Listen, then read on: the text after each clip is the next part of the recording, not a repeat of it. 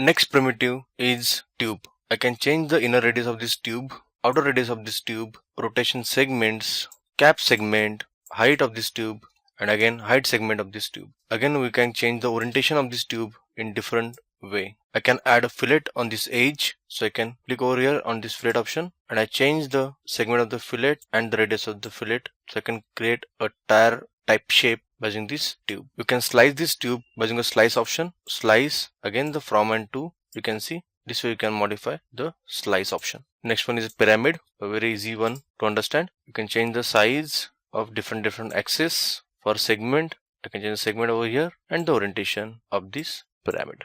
Next thing is platonic. This different type of shapes over here. You can change the radius and the segment of this object by using the segment option. You can modify different type of platonics here, hexa, octa, decia, or different types are there for this platonic shape. Next one is a figure option over here. It's a small human like object. We normally use this for proportional purpose to create a big model. We can use this as a human proportion and we can scale the model or modify that model or build that model according to this proportion inside Cinema 4D. You can change the height of this model and segment of this model using this option. A very basic form of human being over here. You can use this for rigging also to create a little bit complex rig using this humanoid option.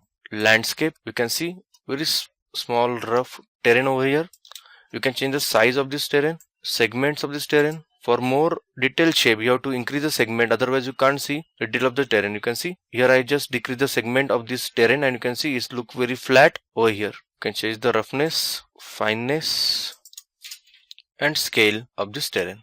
You can change the sea level or the base of this terrain like this, below the sea level or above the sea level. The toe level like this. You can create this kind of effect using this option.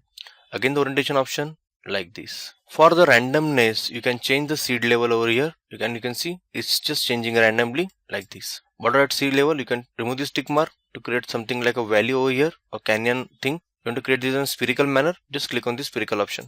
So you can see, now I can see this object in a very spherical manner. See, like this wooden planet or something like that. You can create very easily by using this option. Next one is a relief. To see the effect of this relief, you have to add a texture on it. So I just go and add texture over here. I just click over here and see this small spherical textures over there. I just click on it and say open. It's asked me about the path. I say okay, yes. And you can see a small plane with some distortion on it. When I rotate that, you can see it same look like a texture we applied from outside. So you can create your own hills and valleys by using this texture option.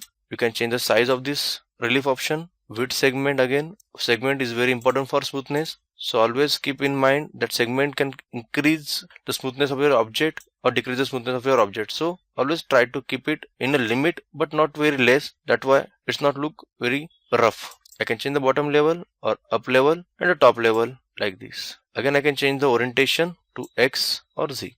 I keep it as a Y plus, and again the spherical option to see it in a spherical form like this. You can create using a relief option. The last one is a guide. Guide is normally used to create a guideline while creating a model, like a city model or any complex harbor type of model. That time you can use this guide for the references of the modeling. Right now it's a line. You can see it's a infinite right now, but I can change to half line. So you can see it start from a center point and go far away from the center, or you can go with a segment. So you can change the size of segment. You can see this small dotted drawing over there. You can see the small line over here as my guideline. But right now I keep it as a infinite. I change this mode. So you can see it's in a all axis X, Y and Z. I can change it. I can keep it as a line or as a plane. So I can change the size of this plane. This will be my base to create a model of any house or any another building. And I can say axis center. So it's come into the center of this grid, and I can very easily use that as a base to create any model as per as my requirement. These are all basic primitives available inside Cinema 4D. Very useful to create model, high-end model. And if for the better result, we can apply some modifier on it like this. We can create spline modeling over here or spline object over here. You can use some different type of effects like extrude, loft, sweep, lathe to create complex model by using this line option, and we can create a very high-end model by using these small primitives over here and create a great animation by using a Cinema 4D.